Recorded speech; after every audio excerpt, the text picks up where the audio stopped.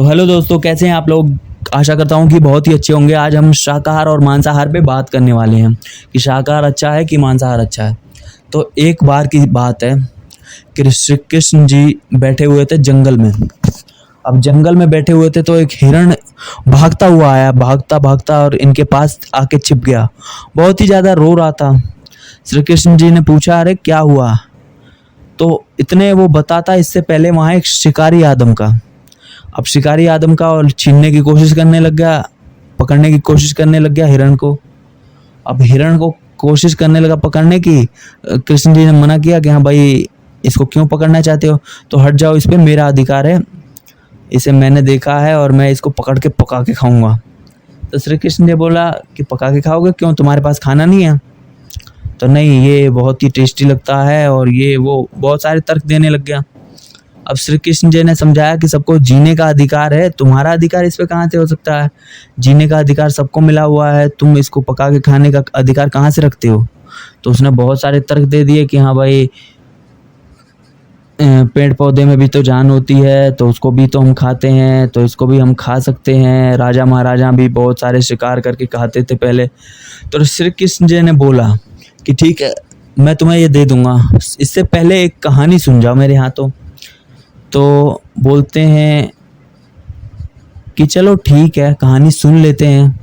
शिकारी सोचता है कहानी सुनने में क्या जा रहा है, कहानी उससे क्या पता तेरी दुनिया बदल जाएगी। तो उसके बाद क्या होता है कि बोलते हैं कि सुनाओ। अब सुनाना शुरू करते हैं श्री कृष्ण जी कहानी। बोलते हैं कि पुराने समय में एक राजा था। अब राजा था, उसके राज्य में भुखमरी की स्थिति हो गई थी। अब भुखमरी की स्थिति हो गई थी, उस भुखमरी से बचने के लिए एक सभा बुलाई गई।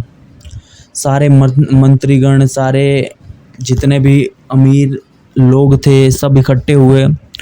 राजा ने बोला कि कोई एक आदमी मुझे ये उपाय बताओ कि इस भुखमरी और इसका इलाज कैसे किया जाए।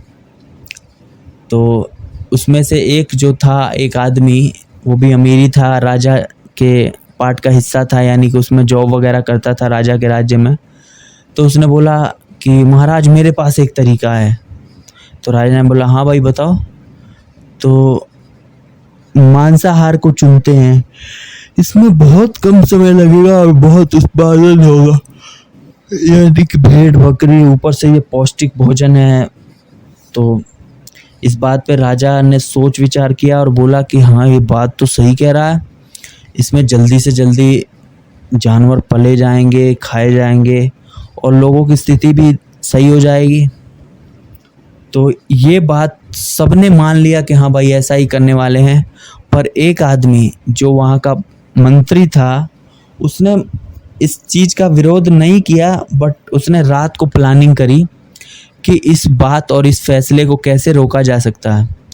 तो उसने क्या किया कि सारे जितने भी बड़े अमीर जो जॉब करते थे राजा के पास, जिन्होंने सहमति दिखाई थी, सबसे पहले उसके घर गया जिसने इस बात का फैसला करवाया था, आइडिया जिसने दिया था।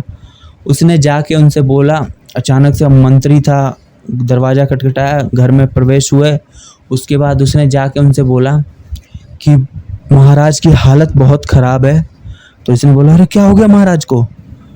तो हुआ जो भी है, एक जो उनका वैद्य है, उसने बोला है कि राजा के जितने भी प्रियगण और अमीर लोग हैं, जो कि क्षत्रिय हैं, बहुत बहादुर हैं, उनके दिल के टुकड़े का 2 ग्राम 2 तोला मांस चाहिए, जिससे राजा की तबीयत सही हो सकती है। तो मैंने सोचा कि क्यों ना तुम्हारे से ही लिया जाए, क्योंकि तुम तो राजा के बहुत अजीज हो और बहुत ही प्यार करते हो अपने राज्य और राजा से।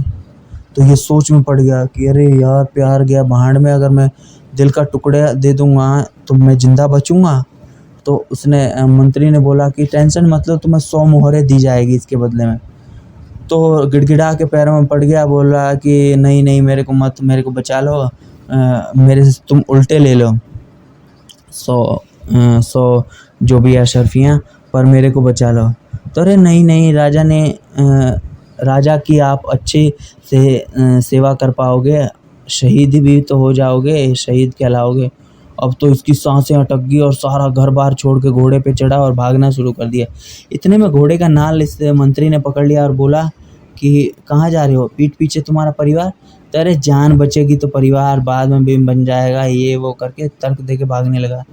तो उन्होंने भागने नहीं दिया, बोला कि चलो छोड़ो, तुम जो पैसे दे रहे थे अशरफियाँ वही दे दो मेरे को। और बहुत सारा और दे दिया इसने बदले में कि जान तो बची। और दूसरे जो भी अमीर लोग थे और जो भी इसके लेवल के थे, उनके पास जा के सबके पास यही आग्रह की, तो सबने मना कर दिया और ज़्यादा से ज़्यादा अशरफियाँ देने की कोशिश करी कि मुझे बचा लो, मैं नहीं दिल का टुकड़ा दे सकता। अब भाई दिल का टुकड़ा दे देगा इतना सा, तो उसमें ब्लड सर्कुलेशन वगैरह सब बंद हो जाएगा, मर जाएगा आदमी। तो इसलिए किसी ने नहीं दिया। पर राजा के पास, मंत्री के पास करोड़ों अशरफियाँ हो गई। अब करोड़ों अशरफियाँ हो गई तो वो गया सुबह गया तो वहाँ देखा कि सारे मंत्रीगण, छोटे मोटे कर्मचारी सब आए हुए हैं और ये जितनों ने मोहरें दी थी सब देखने लगे कि अरे राजा तो बिल्कुल ठीक ठाक है, फिर मंत्री ने ऐसा क्यों किया। अब वो राजा को जाके सच्चाई बता भी नहीं सकते थे कि हाँ भाई हमारे साथ ऐसा किया है आपके प्रधानमंत्री ने। तो प्रधानमंत्री ने क्या किया कि जाके बोला कि ये मेरे पास बहुत सारी मोहरें हैं करोड़ों में, इससे हमारे देश की भुखमरी मिट सकती है। तो ये कहाँ से आए। तो जिन जानवरों की मार के खाने की आप बात कर रहे थे ना, उनकी तो पूरा जीवन लेके और पूरा बॉडी पार्ट खा के, और आप सोच रहे थे कि हाँ भाई प्रोटीन और लोगों की भुखमरी मिल जाएगी। पर ये जिनका लेके आया हूँ उनको मैंने बस 2 तोला मांस मांग के वापस किया है कि हाँ भाई 2 तोला मांस दे दो मेरे को। और सबने मांस के बदले में करोड़ों अशरफियाँ दे दी। तो सोच सकते हैं आप कि जान की कीमत क्या है और मांस की कीमत क्या है। तो इस कहानी से बड़ा ही प्रभावित हुआ वो शिकारी, और शिकारी ने शिकारी करना छोड़ दिया और वही उस हिरण को भी छोड़ दिया जिसको पकड़ने आया था। तो दोस्तों मांसाहार सही नहीं है, हालांकि मैं भी करता हूँ, पर अगर आप वेजिटेरियन हैं और आप पकड़ने की कोशिश कर रहे हैं मांसाहार, तो आप दूर रहिए, आप बहुत है वेजिटेरियन में। I love you so much, good night, bye. आपको कैसी लगी स्टोरी हमें कमेंट में बताएं।